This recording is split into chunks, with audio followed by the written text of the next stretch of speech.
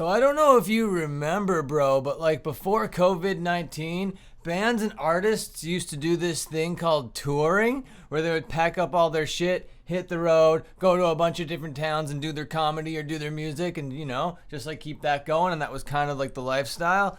And that's not really a thing anymore, and I kind of miss it. Munchie and I have been on tour once or twice, and we thought that we'd just come on here with a little bit of catharsis and talk about all the good, the bad, and mostly the disgusting, the grimy, the gross of touring. Yeah, dude, I don't think you even know the half of it. I rode in the trunk, okay? All, like, strapped up and shit. It was really dark and stinky back there.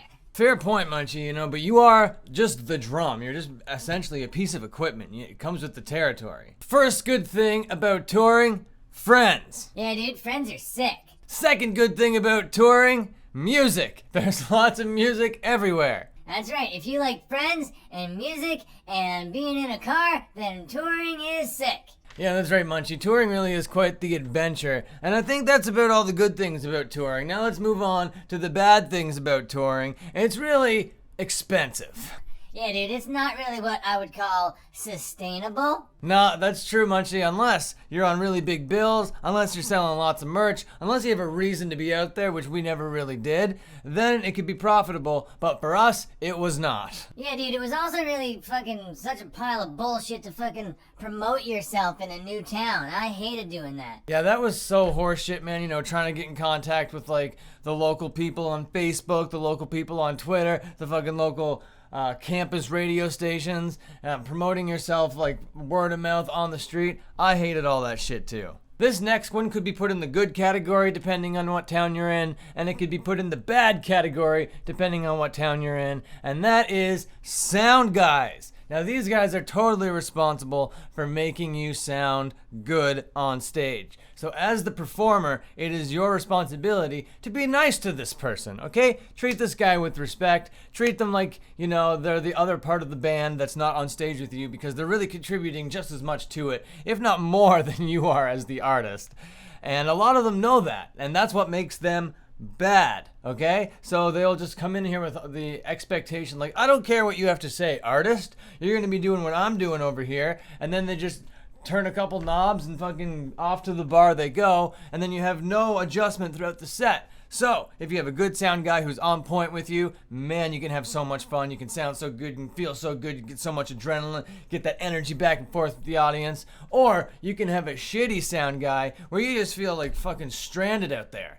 So it's really a collaborative effort, especially when you're like just like a solo guy up there with a guitar or whatever, to be one with your sound guy, and hopefully he understands to reciprocate that thing. Yeah, dude, a good sound guy can really make a Nutcracker going from sounding like a Nutcracker to sounding like a badass piece of percussion. Touring is fun, yeah, touring is good. Touring can be a whole lot of fun if you make it that. It can also kind of suck if you get into fights. If you get into fights with the people that you're on tour with, then it sucks. Also sucks when you're having a bad day in a town you're not familiar with and you're wandering around being like, who the hell is anyone? What the hell is anyone? I'm so fucking lost. But then you can make it so fun by going on an adventure, by finding adventures in new spots, in new towns for you to explore. Because a lot of the time you're showing up to the town a whole bunch of hours even before sound check. You gotta find a record store, you gotta find a piece of pizza, you gotta find some soda pop, you gotta go to a mall or something, you gotta see what's up. Or you could practice your guitar, maybe do a little busking. That's how you gotta make it happen when you're out there on tour in a DIY punk band. Okay, bro, but there's like lots of good, there's lots of bad, but mostly it's fucking gross. It's disgusting out there. It's so stinky. You're right, Munchie. It is pretty fucking gross out there. It is pretty stinky. And we've gotten ourselves into some pretty sticky situations out there on the road, but that's a story for another time. Right now, we gotta be talking about all the disgusting parts of touring. When you're on tour, Sleep is disgusting no matter how you get it, okay? If you're sleeping in your car, if you're sleeping outside, if you're sleeping in someone's floor, if you're sleeping in someone's bedroom, if you got an Airbnb, if you're going to a hotel, for whatever reason, when you're on tour, the sleeping is just disgusting, okay? You've been on the go forever, you've been eating shit forever, all of that is fucking disgusting too. So that sleep environment, no matter how comfortable you try to make it, you're always just gonna be in that like blanket of tour grossness. Now speaking of food, you're not eating well when you're on tour, okay? Now you can plan ahead, which is what I would suggest. Get some granola, okay? Get some like dried fruits on the go, but get some like packaged healthy things. All these kinds of things can make it more sustainable out there on the road. Otherwise, you're spending money that you're making from being out there on the road, which is not what you want to do. The whole idea is to be making the money from being out there on the road. But then you're like, oh, I ran out of all my granola bars, or I just fucking don't want this shit anymore. It tastes disgusting. So then you go to McDonald's like 3 times a day. You're eating like shit. You feel like shit. There's nothing that can fucking make that feel good. So someone's like, hey, would you like a salad? You eat that salad, but that's not gonna fucking fix anything. You're on tour. Dude, if I could just swing back around to me traveling in the trunk the whole time, that is way grosser than anything you have to put up with. I guess you're right. That would be pretty gross.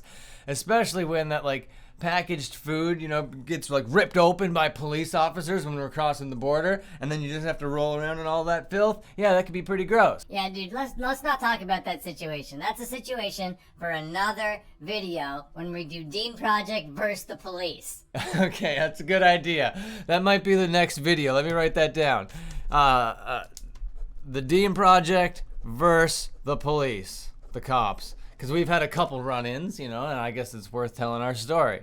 Okay, so this is the final thing. This is the last thing. This is the grossest thing about tour.